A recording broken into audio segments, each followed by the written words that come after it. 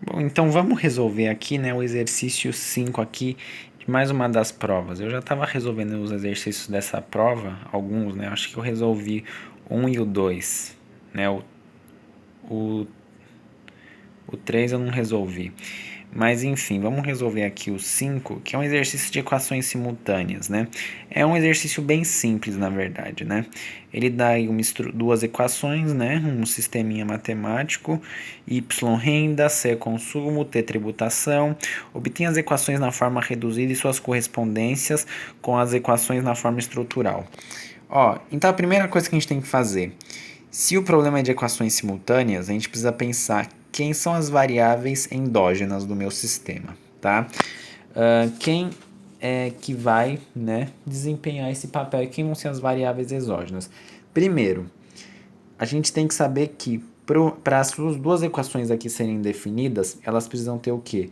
Variáveis exógenas, cujos deslocamentos vão definir, né, as equações, né? Ou seja, quando y se deslocar, se ela tiver uma variável exógena e ela ir se deslocando, a gente consegue descobrir o formato de C.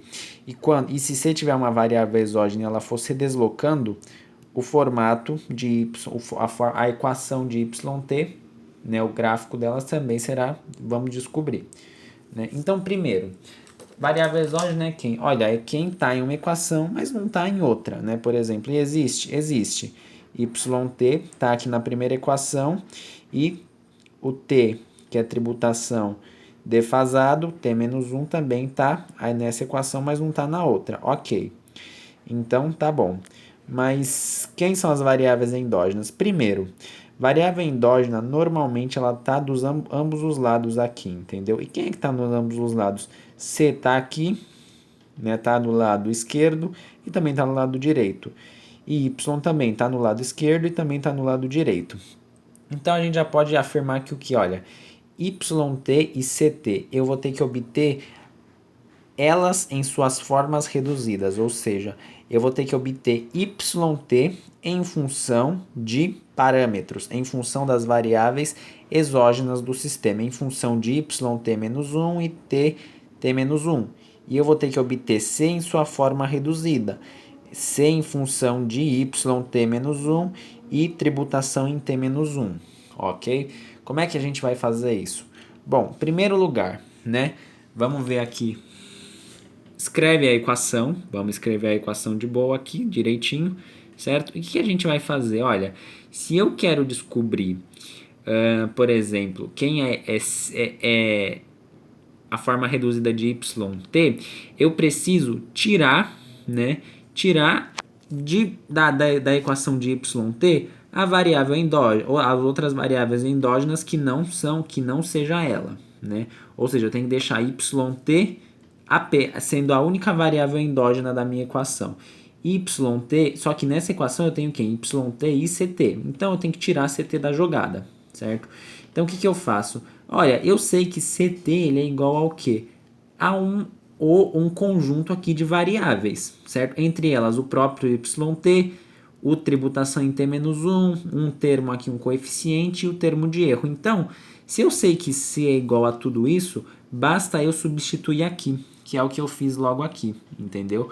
Ou seja, alfa mais alfa 0 mais alfa 1 vezes CT. Só que CT é o que? Tem tudo isso aqui, entendeu? Mais o resto da equação, entendeu? Então, o que acontece? Basta a gente multiplicar aqui o alfa 1 por beta 0, alfa 1, beta 1, yt, alfa 1 vezes esse, alfa 2 vezes o termo de erro, certo? A multiplicação está feita aqui. O que eu faço? Eu tenho yt de um lado e yt de outro. Eu passo esse carinha aqui negativo, certo? Porque lembra, o propósito da equação da forma reduzida é o que? Eu deixar a variável endógena, no caso yt, em função de quem? De parâmetros e de variáveis exógenas. Veja, ct sumiu. Tem quem o que? Aqui tem o que apenas? Tem o alfa 0, tem o alfa 1, beta 0, tem as variáveis exógenas e tem os termos de erro, entendeu? Então, o que a gente fez aqui, ó? Eu tenho yt aqui nos dois lados, eu simplesmente tirei o fator comum, né? E eu simplesmente reorganizei a minha equação. Porque aqui a gente tem os termos que são tecnicamente sozinhos, ou seja, eles não são nem termos de erro e nem são variáveis exógenas. Então eu junto esses carinhas. Da mesma forma que eu busquei juntar os termos de erro. E aqui são as variáveis exógenas. Certo? Então, para obter a equação da forma reduzida, o que eu faço? Eu passo esse carinha dividindo e obtenho esse formato aqui. Eu passo esse carinha dividindo por esse, eu passo esse, vai dividir por esse dividido por esse e esse dividido por esse, entendeu?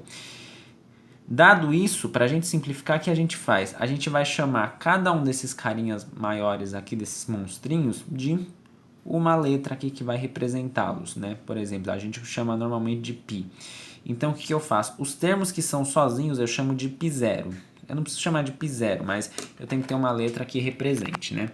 Aqui o que acontece? Aí, esse termo aqui, o coeficiente que acompanha a tributação em t-1, eu chamo de π1.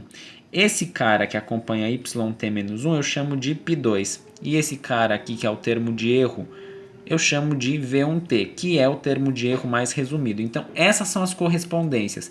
Esse cara é igual a isso, esse cara é igual a isso, esse é igual a isso e esse é igual a isso, entendeu? Então, vamos resumir. E tá aqui a forma resumida. Yt é igual a π0, π1t menos 1, mais π2, yt menos 1, mais V1t. Tá aqui a primeira forma reduzida. Só que falta a gente obter o que, olha... Falta a gente obter a forma reduzida da outra variável exógena. Quem é? Consumo. Então, o que eu fiz aqui? Agora o negócio fica um pouco mais complicado, né? Mas bastou a gente fazer o que? Aqui, olha, eu já sei que yt, em função de todas as variáveis exógenas e do termo de erro e do coeficiente aqui sozinho, eu sei que ele vale por tudo isso, ele é igual a tudo isso. Então, o que eu faço? Eu volto na equação de CT e substituo yt por tudo isso. Afinal, yt é igual a tudo isso. Então, basta eu substituir, né? E fazer toda a álgebra aqui, né? Se vocês forem ver o que eu fiz aqui, eu simplesmente tirei o MMC, né? O MMC de 1, né? Porque no fim, ó, é como se a gente tivesse todo mundo aqui, gente, ó, ele é dividido por 1, né? Ele é dividido por 1. Então, o MMC de 1 com esse carinha aqui é ele mesmo, é 1 menos alfa 1 beta 1. Então, o que eu faço?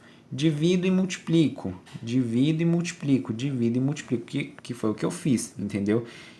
Isso dividido por 1 vezes beta 0, então vai dar beta 0 menos beta 0 alfa 1 beta 1, entendeu? Aqui é ele dividido por ele mesmo, que dá 1, vezes esse cara, que dá ele mesmo, e multiplico por beta 1, entendeu? Então, basta a gente fazer toda essa álgebra aqui, né? Fazer algumas simplificações, que a gente novamente vai chegar aqui nesse sisteminha, entendeu? E foi o que eu fiz novamente, ou seja, o termo sozinho eu chamei de π3. O termo aqui que acompanha yt menos 1 eu chamei de π4, que acompanha yt, o cara que acompanha t menos 1, tributação em t menos 1, eu chamei de π5. E o termo de erro eu chamei de V2T, né? Aqui é só uma simplificação maior, tá? Em vídeos futuros eu vou apresentar uma forma mais fácil de fazer esse negócio, tá? Aí a gente chega nessa forma aqui reduzida, né? Que é o consumo. O consumo fica em função de quem? Novamente, sua forma reduzida ele fica em função das suas variáveis endógenas, né? Das suas variáveis exógenas, do termo de erro e de um coeficiente, tá? Então é isso.